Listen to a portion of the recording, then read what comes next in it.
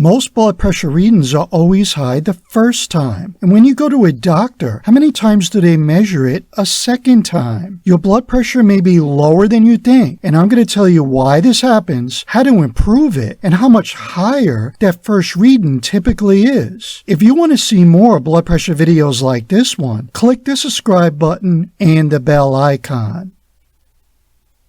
The American College of Cardiology and the American Heart Association recommends 2 to 3 blood pressure measurements, not one, like what happens most of the time when you visit your doctor, and what happens minutes before that one measurement is taken. You may have been running late, rushing, sitting in traffic, or after you show up, you hung out in the waiting room listening to other people's cell phone conversations or the stressful news on TV. Then your name is called, and the moment you walk into the exam room, it's weight, height, and before you know it, the blood pressure cuff is being wrapped around your arm. You never had your 5 minutes of rest and quiet time that the medical experts say you should get, so your heart rate didn't have enough time to lower back down. And to make matters worse, the nurse probably had you sit up on the exam table, which is like hiking up a small hill backwards. I know that's not lowering your heart rate, and this is the first reason why your blood pressure reading is high. It can also happen to you at home. How often do you have the 5 minutes to sit down and tune everything else out before you take that first measurement in the morning? If you relaxed another minute after the first reading and measured it again, the second reading is more likely to be lower because you're more relaxed now than before, because it's a lot closer to the 5-minute time frame, which is the recommendation. Before I give you the next reason, I want to tell you about a blood pressure challenge from 5 years ago, when 159 medical students measured blood pressure on a simulated patient. Only one out of 159 students performed all the elements expected of them. And get this, only 11 of them had their patient rest for 5 minutes. And this challenge was conducted at an American Medical Association meeting. Can you imagine what their failure rate would be in an actual doctor's office where they rush you through like an assembly line? The second reason why your first measurement may be higher is the dreaded white coat syndrome. This is when you first see the nurse or doctor and your anxiety level naturally goes up. This causes a temporary spike in your pressure, and most of the time by the second measurement, you've had a chance to calm back down. Another reason are distractions during your first measurement while you're at home. Activities like texting a friend, checking up on the stock market, or the latest social media just prior to your reading often continues during the beginning stages of your measurement. By the time your second reading comes along, those activities have been concluded and clears your mind. And because of those distractions, your body or arm may not have been in the ideal position that's recommended for measuring your pressure, and you'll often catch it and correct it prior to the second measurement. And don't laugh at this one, but I've had people tell me after taking their first measurement, they realized they had to use the bathroom and relieve themselves prior to taking the second measurement. Studies have shown, and I've linked to all the studies down below, a full bladder is known to raise blood pressure. So how much more can the blood pressure reading be than the second one? A study of 73 patients took 2 blood pressure measurements, and their first reading average was higher by 11 millimeters of mercury for systolic and 5 higher for diastolic. Another study just 2 years ago showed the first measurement was 8 points higher for systolic. Now think about how much lower your blood pressure might be if the doctor measured it